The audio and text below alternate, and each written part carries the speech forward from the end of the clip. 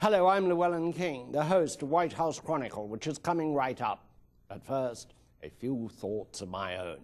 People are asking me, because I've written a lot about oil over the years, why the price of oil got so high, $145 a barrel, and has fallen all the way down to in the mid-50s at the last time I looked. It's very hard to believe that it could be that volatile, but it is. So people think there's a conspiracy.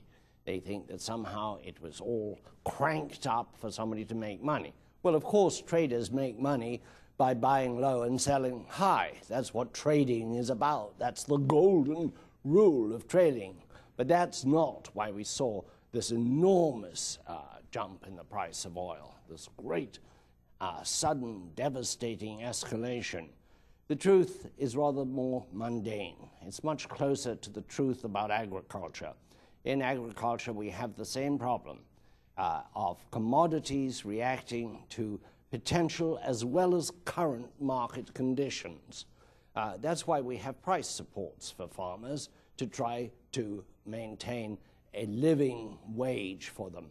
And many people have thought we need in energy not so much ceiling prices, but floor prices, so we don't get the prices falling so low that there's no investment made, guaranteeing that in 10 years there'll be another shortage. This time, people were reading the tea leaves, and the tea leaves they were reading were really very discouraging. They were looking in the out years, and they saw that the United States is the largest user of world oil, and that we use it at the rate of 20 million barrels a day out of a total world production of 86 million barrels a day, but that China and India are coming on. People who enjoy a little bit of prosperity anywhere in the world want a car.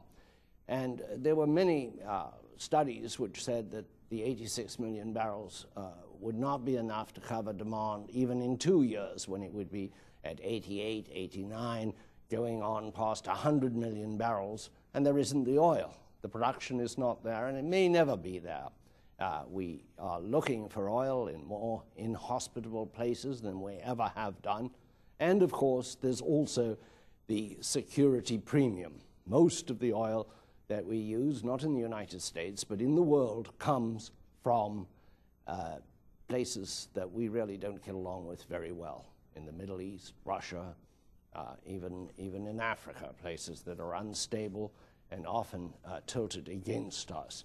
Ergo, the price went up when it was believed that we had a stable economic situation. When the economic situation collapsed, the price collapsed with it. But it will go back up when our economy recovers and as India, China, even Indonesia start seeking more of the good life, more of the liberty, the freedom, the utter joy of your own automobile.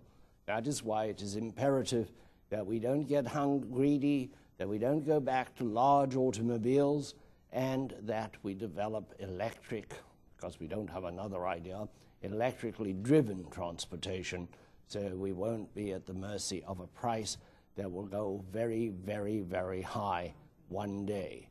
I have assembled today some of the most gifted journalists, and I think you're going to find their discussion of the events in Washington fascinating. We'll be right back.